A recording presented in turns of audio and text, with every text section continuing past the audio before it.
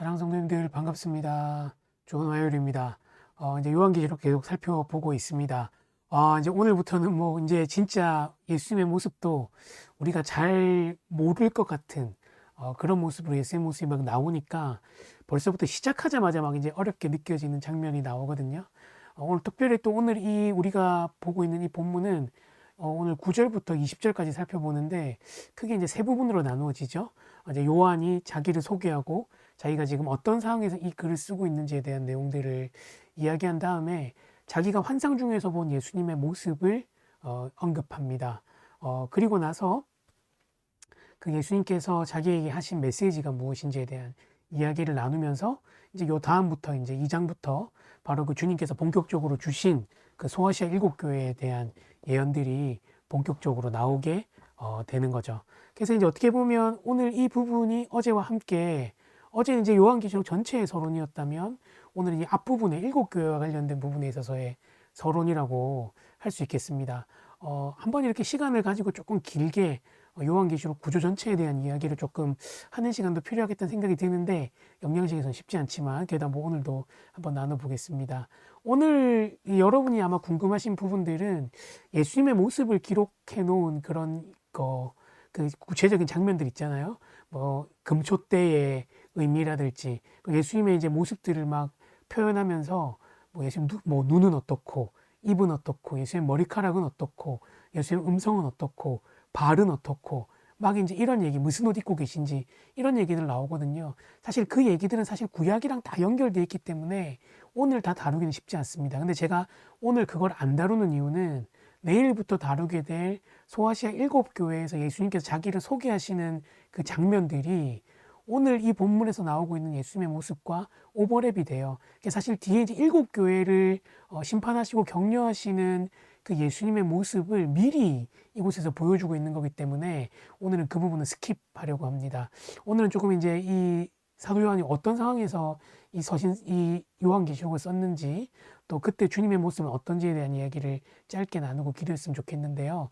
9절 이렇게 얘기하죠. 나 요한은 너희 형제요 예수의 환난과 나라와 참음에 동참하는 자라 하나님의 말씀과 예수를 증언하였으므로 말미암아 밤모라 하는 섬에 있었더니 아멘 이렇게 나옵니다. 요한은 이 편지를 받고 있는 소아시아 교회들과 형제간이고 예수님의 그 나라를 위해서 환난받고 여러 가지 고난 가운데서 참음 가운데서 함께 있다는 겁니다. 근데 그가 이렇게 이제 반모섬이라는 섬에 유배된 이유는 하나님의 말씀과 예수를 증언함으로 인해서 이제 고난받고 어떻게 보면 박해받아 이제 유배를 가게 된 상황인 거죠. 반모섬은 여러분 여기 보시면 여기 이쪽에 보면 이제 반모라고 고스라는 단어 밑에 이렇게 보이죠? 여기 지금 이제 우리가 알고 있는 터키라는 지역 쪽인데 사실 이제 이스라엘은 여기 밑에 여러분 그 사도행전 지도 때 보셨던 키프로스 섬 저기 밑에 있는 이제 아래쪽이 사실 이스라엘입니다. 여기 지중해고요. 그래서 사실은 이제 여기가 굉장히 멀리 있는 지역이고 오늘 소개하고 있는 그리고 내일부터 살펴볼 일곱 교회는 일곱 교회 순서는 뭐 가나다라 순서가 아니라 이 편지를 받아보게 될 저 순서를 따라서 이렇게 쭉 기록해 놓은 겁니다.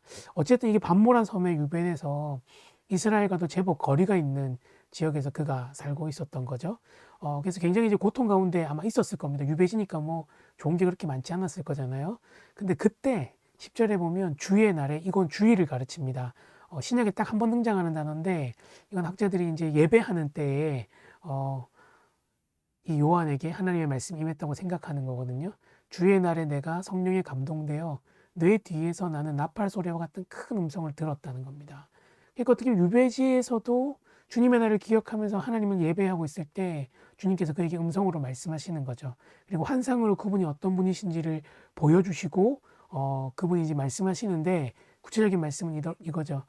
그런 예수님의 환상의 모습을 보고 너무 이렇게 하나님의 예수님의 모습이 너무 이렇게 웅장하고 그 목소리가 크니까 그가 이제 발 앞에 엎드려 죽은 자가 같이 되었는데 그가 오른손을 내게 얹고 이르시되 두려워 말라 나는 처음이요 마지막이니 이렇게 얘기하시는 겁니다. 유배 가서 힘들게 생활하고 있음에도 불구하고 하나님을 잊지 않고 예배하는 그에게 예수님께서 나타나셔서 그가 예수님이 어떠한 분이신지 구약의 환상들을 통해서 보여주신 다음에 그가 너무 기진에서 엎드려 있는 그 순간에 주님께서 오른손을 얹으셔서 그에게 두려워하지 말라고, 내가 처음이요 마지막, 역사의 시작이고 마지막까지 하는 자임을 얘기하시면서 그를 격려하시는 모습을 보여주십니다. 어, 참 우리는 이 어떻게 보면 예수님 어떤 모습일까 막 이런 데 막 관심을 가지지만, 사실 그건 구약을 통해서 더 깊이 이제 보고 알면 되지만, 오늘 우리가 좀 보고 싶은 모습은 이런 모습이에요. 밤모섬에서 유배를 가서 정말 힘들게 있는 그를 주님께서 잊지 않으시고, 교회를 향한 그의 열심과 또 주의 나라를 향한 그의 열심을 잊지 않으시고 그에게 찾아가셔서 이 일의 마지막이 어떻게 될 것인지를 알려주시고, 오른손을 그에게 얹으셔서 그에게 위로하시고 그에게 말씀하시는 거죠. 오늘 이 영양식을 듣고 계시는 많은 분들 중에서도 어떤 분들은 아마 예수님을 믿으면서 당하는 환난과 어려움 때문에, 말씀대로 살려고 애를 썼지만 잘 되지 않는 그것 때문에 낙심하고 좌절한 분들이 있을 수도 있습니다. 그러나 여러분들이 또 주님을 잊지 않고 또 주님 안에서, 오늘 이 본문에 보면 성령 안에서 여러분이 거하면서 하나님을 예배하고자 할 때, 동일하게 우리 삼위 하나님께서 찾아오셔서 여러분의 영혼과 마음에 손을 얹으시고, 내가 알파요 오메가니까 두려워하지 말라, 내가 이 모든 순간에 너와 함께 있고 너와 동행하고 있다는 것들 말씀해 주시는 그런 경험들을 하시면 좋겠습니다. 실제로 하나님께서 늘 우리 가운데 또 그렇게 중간중간 섬세하게 또 그렇게 인도해 주시잖아요. 오늘 그 손길이 여러분에게 임하시기를 바랍니다.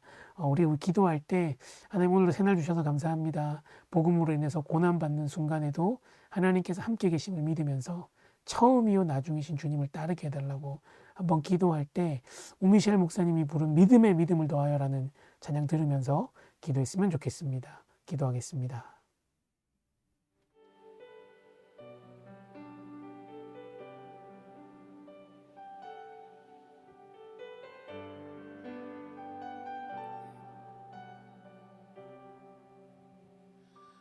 어두운 침묵 속에서도 난 믿네,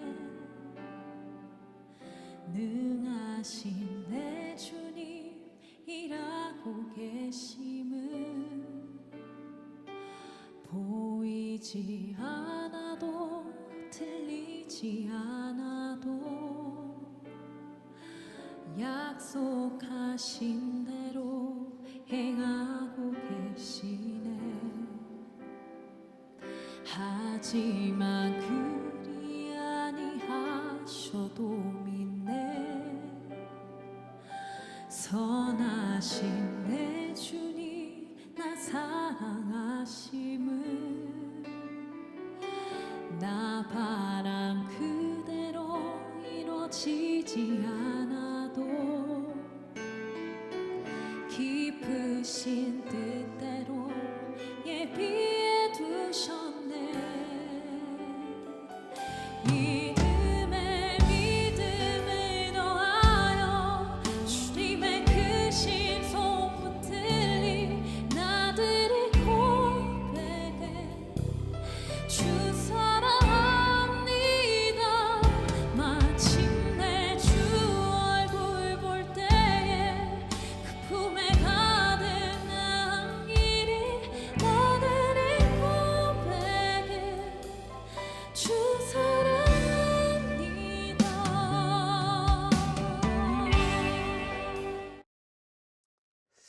좋으신 주님 감사합니다. 요한계시록을 살펴보면서 하나님께서 고난 중에 있는 성도들과 복음을 지키기 위해 쓰는 자들을 어떻게 위로하시는지를 봅니다. 좋으신 그 주님 앞에 우리의 삶을 맡기게 하시고 처음이요 마지막이신 주님을 신뢰하며 이 길을 끝까지 잘 따라갈 수 있도록 도와주시옵소서. 감사합니다. 예수님의 이름으로 기도합니다. 아멘. 예, 사랑하는 성도님들, 오늘 영양식 중에서 정말 긴 영양식인데 요 얘기는 좀 합시다. 그 계시록 할 때는 조금 길게 하더라도 이해해 주시고 앞으로 좀 시간을 넉넉하게 가져주시면 좋겠어요. 할 말이 많은데 막 마음이 급하니까 제가 이게 시간을 보면서 영상 찍거든요. 그러니까 막 마음이 쪼여서 안 되겠어요. 그래서 조금 여유 있게 저도 준비하고 또 얘기할 테니까, 하여튼 영양식 요한계시록 12월 말까지는 우리 조금 여유 있게 같이 갔으면 좋겠습니다. 사랑하고 축복합니다.